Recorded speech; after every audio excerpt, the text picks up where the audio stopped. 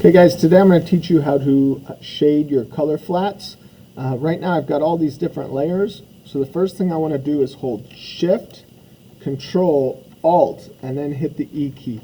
And what that's going to do, and I can hide all my other layers except the one that was just created, that's going to take a snapshot of everything that was just visible on the screen.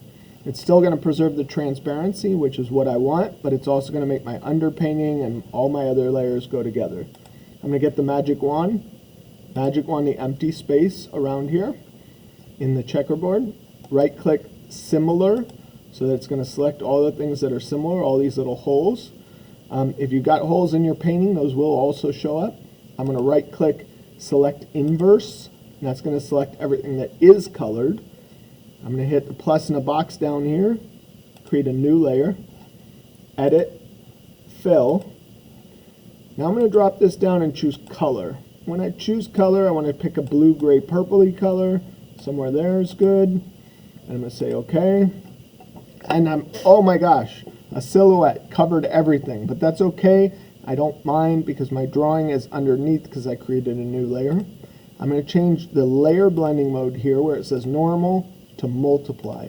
And now I can see a darker version of my whole drawing underneath.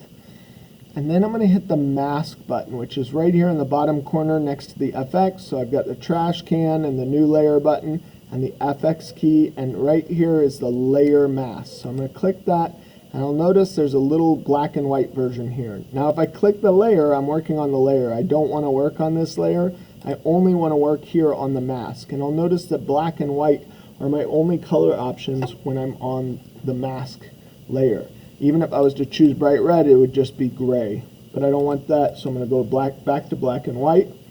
Hit the X key on the keyboard to flip from black to white. I want to start with black. Get the brush. Make sure it's set to whatever hardness you want.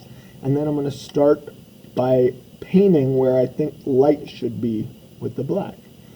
This is going to actually mask out the shadow. It's not removing the shadow. The shadows are all still there, but I'm masking it out. And if I hit the X key, I can actually paint the shadows back in by unmasking them with the white color.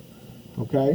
While I'm doing this, I want to make sure that I'm thinking about where the light is coming from.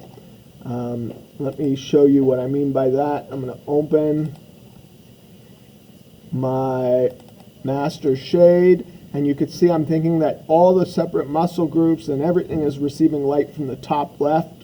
So I'm actually going to show all of that separate, but all the under a universal lighting, but all individually and separately.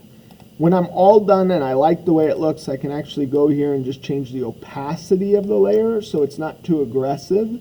So I can kind of determine what's the proper amount of shading and light.